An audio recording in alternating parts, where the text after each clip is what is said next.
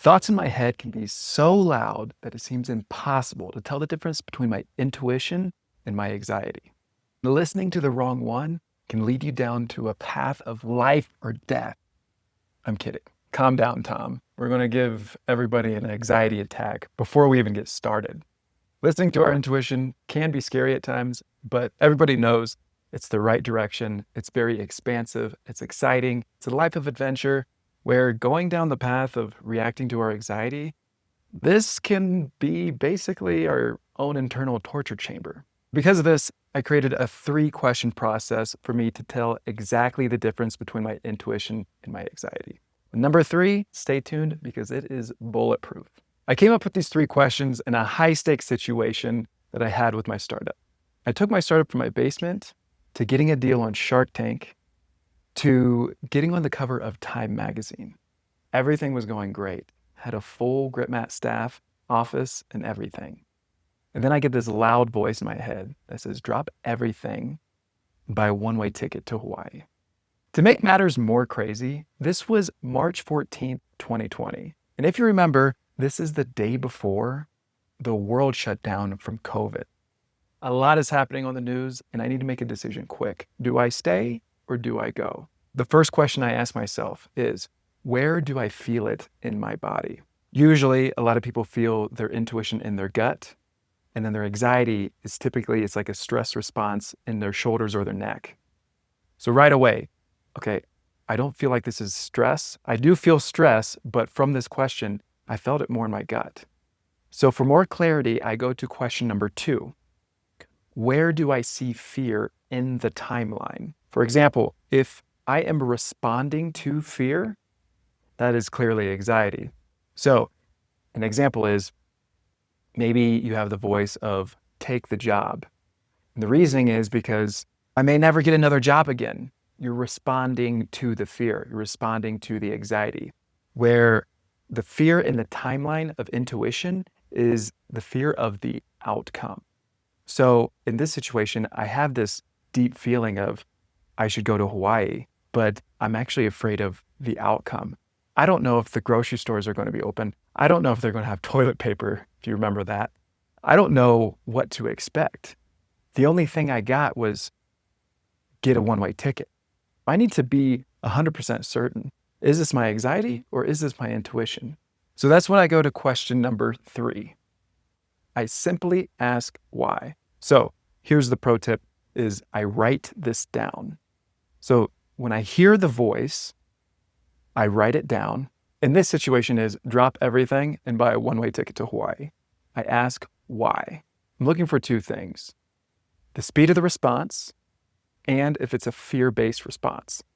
So let's look how our anxiety would do this.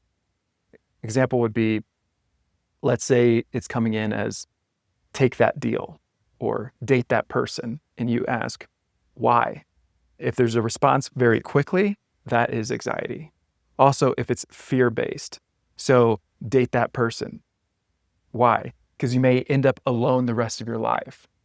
Take that deal. Why? Because you may end up homeless and you need money and you're going to run out. Let's take a look at how the intuition will respond. Let's say, take that deal, take that job, date that person. And you ask why. Intuition, compared to the anxiety, will answer much slower, sometimes not at all. And again, when I hear the answer, really it's actually a feeling. And a lot of times it comes from my gut.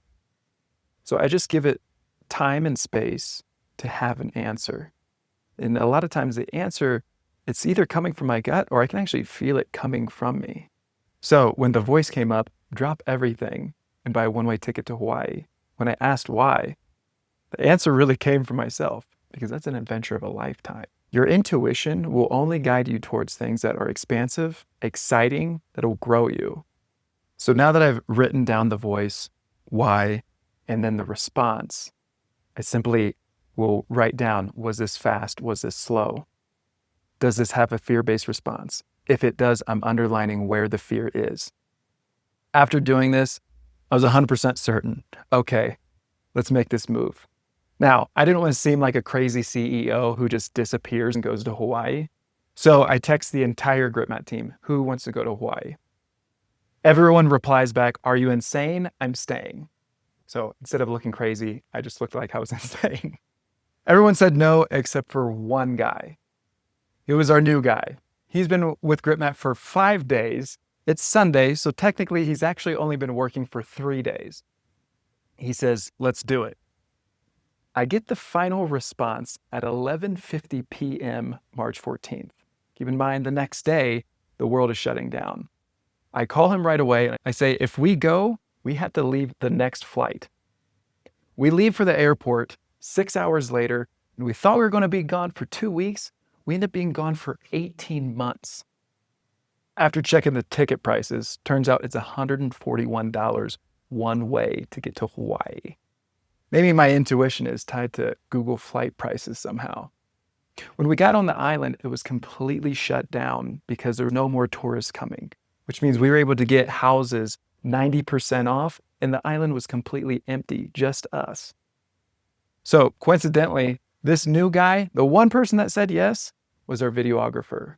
We were able to brainstorm and come up with new videos. We created an ad for Grypmat that created over $4.5 million in sales. That's an increase by 50% in our annual revenue. That was the highest ever. And something that's really cool, he ended up meeting his wife in Hawaii.